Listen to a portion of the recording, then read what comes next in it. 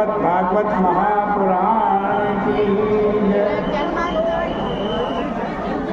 पतित पावनी कलिमल हारिणी मोक्षदायिनी मंगलकारिणी माँ गंगा मैया का ये पवित्रतम तीर्थ हर की पैड़ी ब्रह्मकुंड है। श्रीमद् भागवत जी के दसम स्कंद के 35वें अध्याय में गोपियों का युगल गीत है। युगल गीत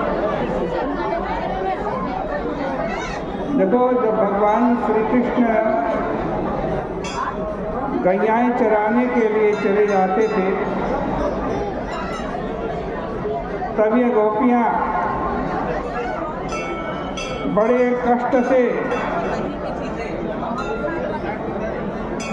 इस युगल गीत को गा गा करके अपना दिन व्यतीत करती थी।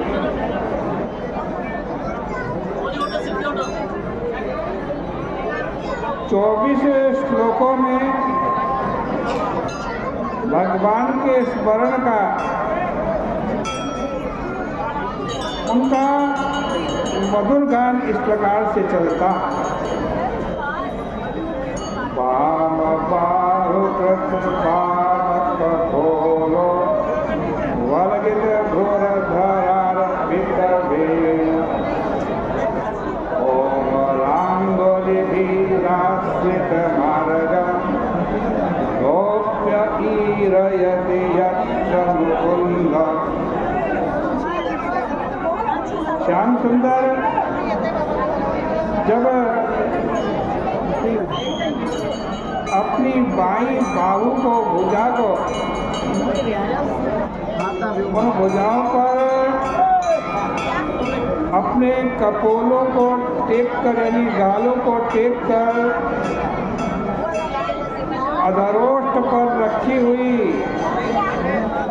बांसुरी के छिद्र कोमल अंगुलियों से दबाकर ध्रुपदी चारण पूर्वक स्वर निकालते हैं तब क्या होता?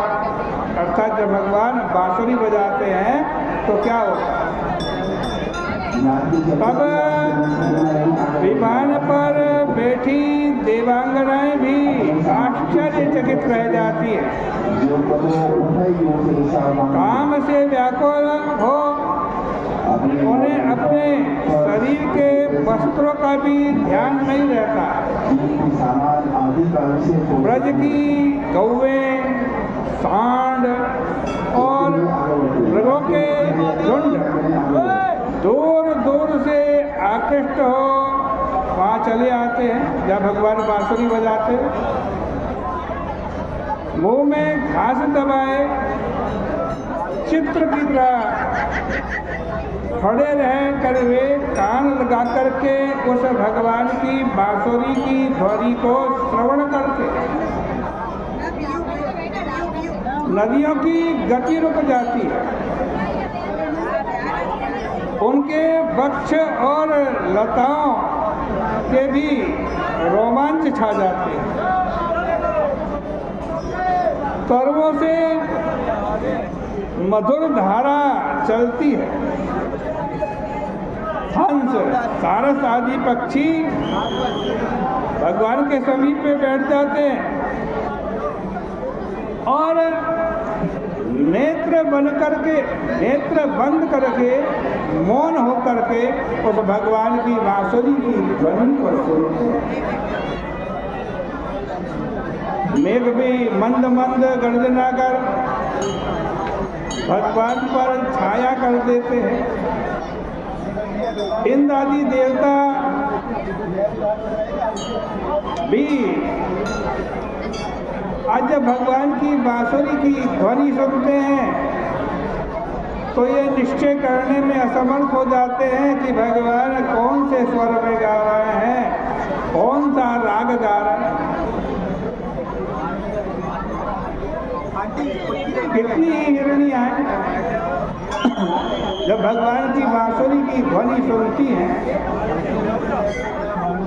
तो आशा छोड़ करके, घर की आशा छोड़ करके भगवान के पीछे वो लेती है।